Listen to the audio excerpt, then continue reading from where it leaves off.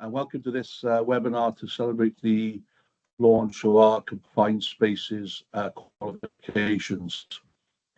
My name is David Morgan, Head of Business Development, Sales and Marketing here at Energy and Utility Skills, which incorporates Energy Utilities Independent Assessment Service, which is the regulated, Ofqual regulated awarding organisation as part of our group structure. What I'm going to do in the next sort of 30-35 minutes, I guess, is take you through the launch of our qualifications, what they are, how they're delivered, who they're for, and to identify the assessment methods being used, and to just give you some clarification around the process thereafter if you wish to become a centre to deliver these qualifications, and we'll make that as simple as we possibly can for you on that particular journey.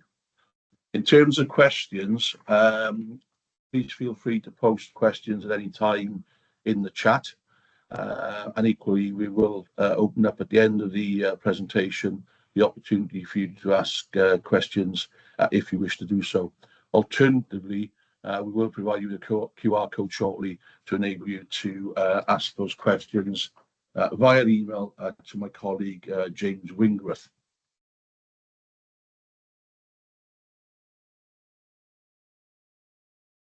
So what we intend to cover in the next sort of half an hour or so really is a little bit of an introduction to who we are as an awarding organisation. We are an Ofqual regulated organisation, have been for a number of years, initially for endpoint assessment and more recently for regulated qualifications. Talk a little bit about the qualifications that we offer above and beyond confined spaces, the confined spaces qualifications themselves, how to become a centre with us to offer those qualifications.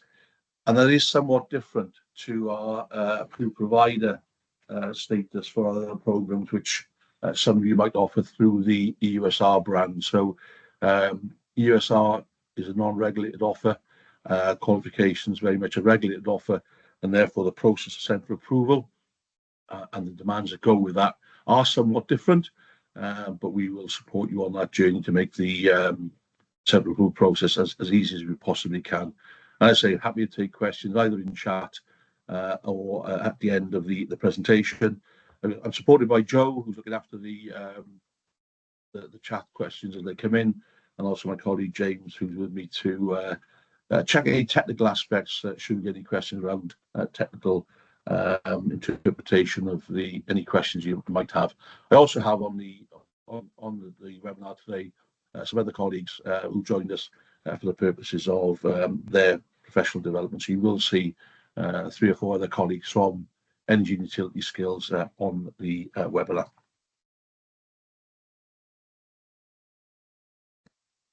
So in terms of our qualifications, we are a specialist awarding organisation. So those of you who are familiar with us, we very much represent the energy and utilities industries. That includes gas, power, water, energy from waste, renewables. We are, as Energy and Utility Skills, a standard setting body for those sectors, and Energy Utility Independent Assessment Services is an organisation has been set up to provide endpoint assessment, non-regulated and regulated qualifications to support those particular industries. Our first venture into qualifications actually was a non-regulated offer, street work certificates for operatives and supervisors in England and Scotland. We introduced those back about 13-14 months ago now, I guess. Very much an unregulated offer, but hugely significant for those people involved in street work operations. And if any of you wish to discuss any of the qualifications we discussed today, then we can do so after the event. Secondly, we introduced the network construction operatives qualifications for both gas and water at level 2, and more recently we've introduced the level 3 award in first aid at work and emergency first aid at work. Well, obviously confined spaces is our next offer after that particular suite of qualifications. We will always liaise with employers in our industries. So first and foremost, we are responsible for ensuring that we are accountable to the employers that we work with, the employers who work within energy utilities, but also their supply chain. And obviously that includes those training providers that work with those employers to deliver their skills solutions. So we will always collaborate with both providers and employers in the development of all of our industry schemes and regulatory qualifications. And that is no different in this case. We have worked with employers and providers to develop this solution. And there is one qualification within this suite of 6 which we believe is fairly unique in terms of our product offer. And I'll come to that as we go through the course of the next 20, 25 minutes or so. The one thing that we do as an organisation, with a headcount of about 80 currently, is try and offer a very personalised service. I know we've got a number on the call who are very familiar with how we operate as a business. We very much work on a one-to-one basis. We like to think that we are always available to meet with you, whether that's face-to-face or remotely, at a time and location of your choice. And that's a promise from me that at any time we will be available to you as a sales and business development team to meet with you to discuss your requirements, any ideas you have, any feedback you wish to give us. And that's part of our service offer. The other thing we pride ourselves on is that we are very much about ensuring you have name contacts with email addresses and telephone numbers, rather than having to call a general reception number and be involved in some sort of ticketing system to have your questions answered. So our aim, our mission, if you like, is to ensure that we deliver a personalised service that enables you to have your questions answered and to provide support to you directly to enable you to become a centre with us, to do that as quickly as we possibly can, and to make that as seamless and as effective as we possibly can, to lessen the burden on yourselves. Finally, on this particular slide, you'll see the QR code. If you wish to scan that code, that will enable you to send an email directly to James, my colleague, and he will then be able to answer any queries you've got post this event. So on to the qualifications themselves. Confined Spaces is a new offer from us. We've developed 6 qualifications in total. I think it's fair to say 5 of them are fairly common across a range of awarding organisations. I'm massively respectful of those organisations like City and Guilds, for example, who've offered these qualifications previously. What we are trying to do is to perhaps offer these qualifications in a slightly different way, with a slightly different service offer. So as I said, very much personalised service in helping you through the central approval process, but also helping you to manage your portfolio moving forward. The first thing to recognise is that we have a central approval fee of £650, which includes the first qualification. I want to say first qualification, you can group these 6 together if you so wish. So you can have approval for all 6 of these confined spaces qualifications for that initial fee of £650. We do not have a re-recognition fee. So I know some of our competitors charge an annual re-recognition fee. We don't. We simply charge an annual audit fee, an external verifier fee, if you like, and a face-to-face visit is £500. A desktop visit £250. In the cases of new qualifications, you can work on the principle that you will have a face-to-face visit, certainly in the first after the first year. So that is £500. So let's start with the working in confined spaces, both medium and high risk, very much aimed at individuals who enter and work in confined spaces.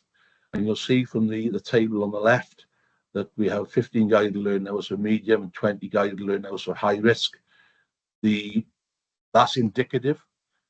We won't in many cases check that out, those hours of learning. What we will check, of course, is your quality assurance processes of the assessment and IQA process of your centre.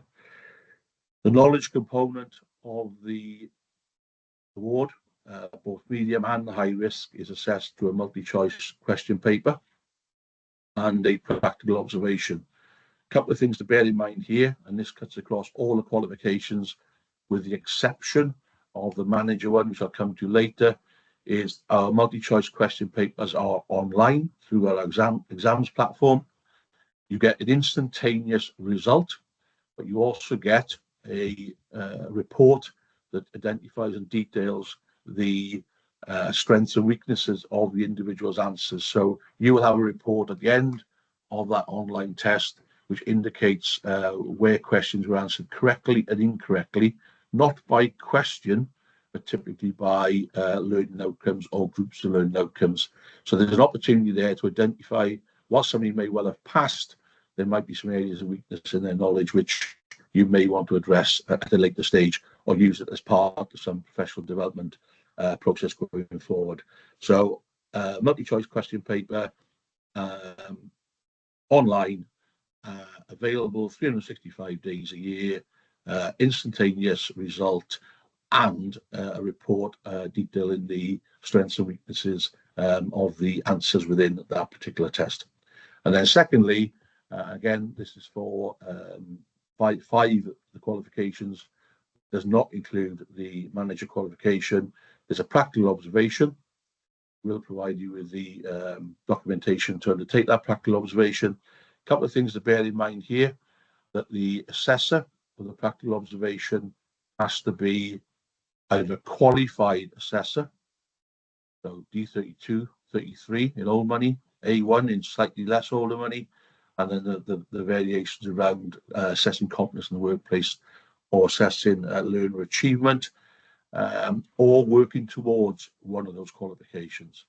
So very clear that the assessor doing the practical observation is either a qualified assessor or is currently working towards one of the 4 recognised qualifications available for assessors. If it's the latter, i.e. somebody who is working towards, they will need their assessment decisions countersigned by somebody who is a qualified assessor. Equally, the individual doing the practical observation must be occupationally competent, therefore must have practical experience of confined spaces in industry that is recent to them, to enable them to make effective and proper assessment decisions based on the observed activity. You'll see the prices. Those prices are common through the 5 qualifications: £30 registration, £10 certification fee, £10 for a resit or the knowledge assessment if required. But we do supply a free online practice test paper, so you can take your learners through a practice test paper before you expose them to the real thing. All of these qualifications are based on national occupational standards developed by Energy and Utility Skills, and they are suitable for delivery in any industry. It's very much for you to decide the context of that learning. Clearly, you have to deliver the learning to cover all the learning outcomes to enable somebody to achieve all the assessment criteria, but the context and how you deliver that learning is entirely up to you as a provider or an employer to reflect the needs of you as an organisation or your customers as they require that context. The other thing to bear in mind, of course, is that all assessment has to be internally quality assured. And again, the internally quality assurance personnel will need to have a recognised internal quality assurance qualification, a D34 in old money, V1 in more recent money, or the current version that's available, either to have achieved that qualification or be working towards. And again, if they are working towards an internal quality assurance qualification, then they will need to have their quality assurance decisions and work countersigned by a qualified IQA.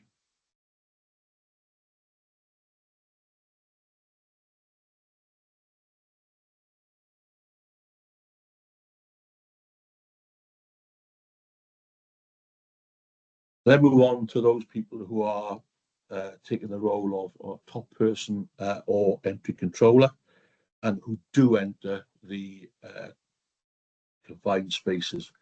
I'm not going to go through detail again because it's very much similar information. You've got your guide to learn now as they are indicative. Again, these qualifications are assessed using a multi-choice question paper and a practical observation, and all other features remain exactly the same. So these are aimed at those individuals who are the top person or entry controller who are themselves also entering that confined space.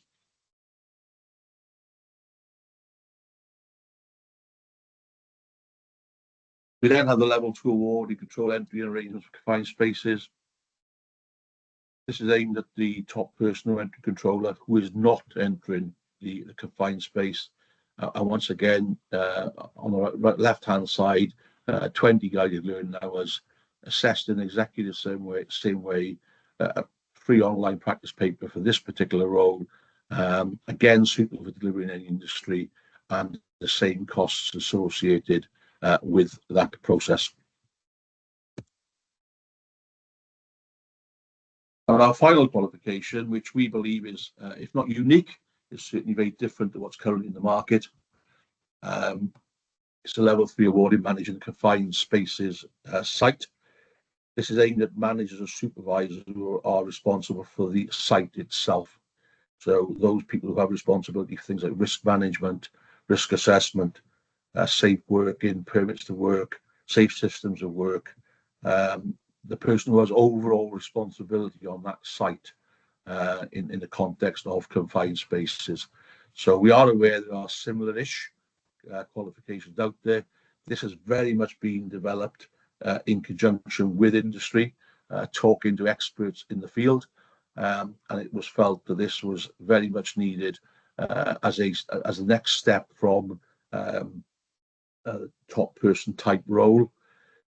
It's assessed in a slightly different way, and therefore has some nuances in terms of the assessment process. So it's an externally set paper, therefore it's set by us. And it is at this moment in time in a paper-based format. We will in time move to a online digital version, but for now it is a paper-based short answer knowledge test.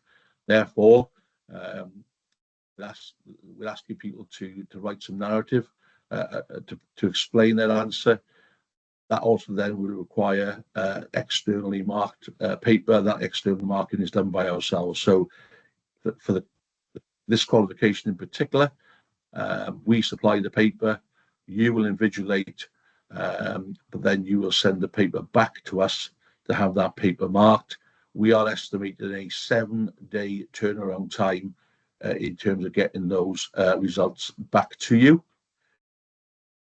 As you'll see, because of the increased costs that we have in terms of the marking and the moderation that we'll have to do, moderation being, of course, that we will ensure that across the assessors who mark these papers, there is a consistency of interpretation of answer to the question posed. The costs are £50 for registration and £10 for certification.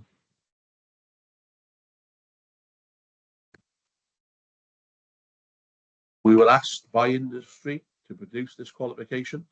You will see that Neil Daniels has kindly provided us with a quote to back up the reasons why he felt this qualification was needed and why industry needed it. And hopefully this is a key differentiator between our offer for confined spaces qualifications compared to those that are currently in the market. So really, in summary, on that point, 5 of the qualifications are very similar to what's already in the market. We believe that our manager qualification, the level 3 award in managing the confined spaces site, is somewhat different, and therefore hopefully resonates with you and provides those employers who wish to deliver the qualifications the opportunity to develop those who manage confined spaces sites, but also for those who are providing training solutions for employers to think about how they might be able to differentiate their offer into those customers and provide a more rounded and holistic skills solution in the context of confined spaces.